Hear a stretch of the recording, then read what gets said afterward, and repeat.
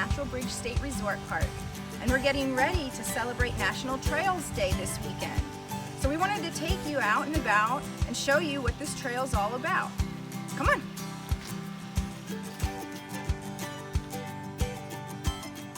Before we head too far down the trail, it's important to make sure you parked in the right place.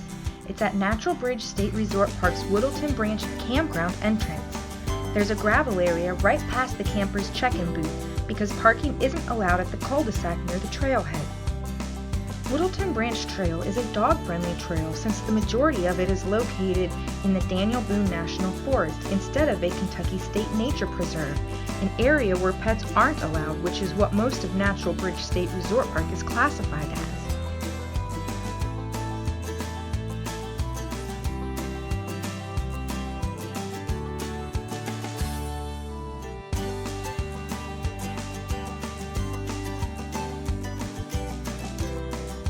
After you cross over that footbridge you just saw, things started to get a little muddy.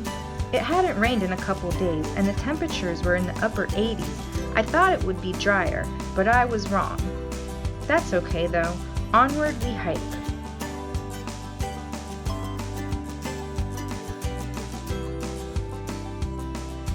You will have to step over a few logs and keep an eye out for rocks and tree roots in some areas.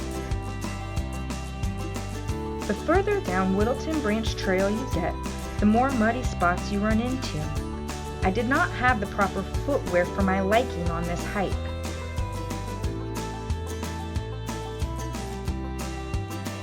I wore hiking sandals instead of my high-top boots. I did fall and scrape my leg, but I had to keep going to find the arch at the end of this trail. I ran into a few hikers along the way who mentioned a seasonal waterfall at the arch that sometimes cascades down the face of Whittleton Arch, and with all the mud I assumed it had to be flowing today despite the hot weather. There's a great sandy area that's easy to access right along the trail. This gave me an opportunity to rinse the mud out from between my toes and give my feet a fresh start.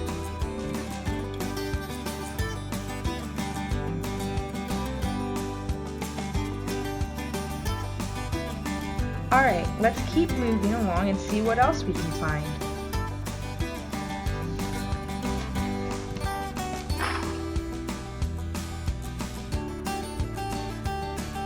Check out this crawler I found along a tree right in the middle of the trail, along with a few clusters of these pink wildflowers.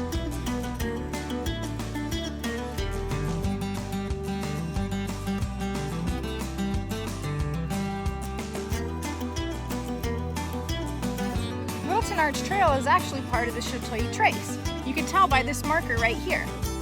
The Chateau Trace Trail is a 323-mile national recreation trail created in 1979.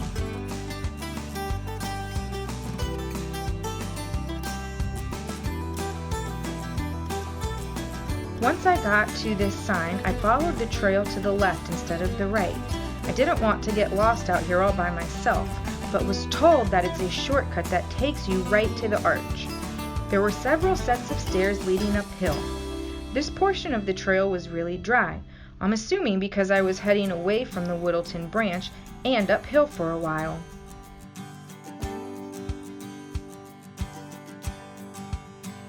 Although it was a hot day, I didn't really notice the heat. Whittleton Branch Trail is shaded the entire way, which seemed to keep the temperatures much cooler, and I also started out around 10 a.m., before the hottest part of the day. Then I came to two more signs, letting me know I was still heading in the right direction, right towards Whittleton Arch.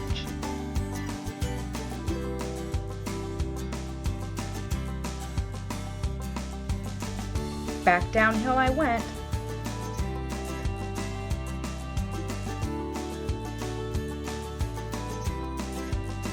When I reached the sign that only read the words Whittleton Arch, I knew I had to be getting close. And I ran back into the hikers who took the shortcut, which they said cut out all the uphill climbing with those stairs I did.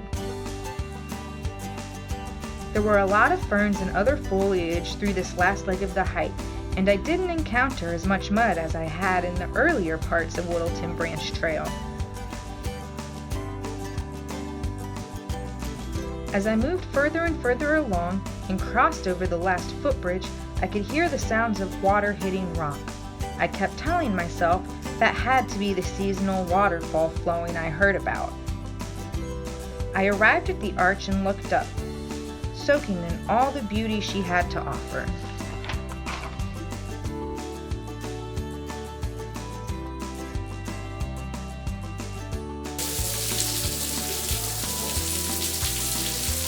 So we've made it to Littleton Arch.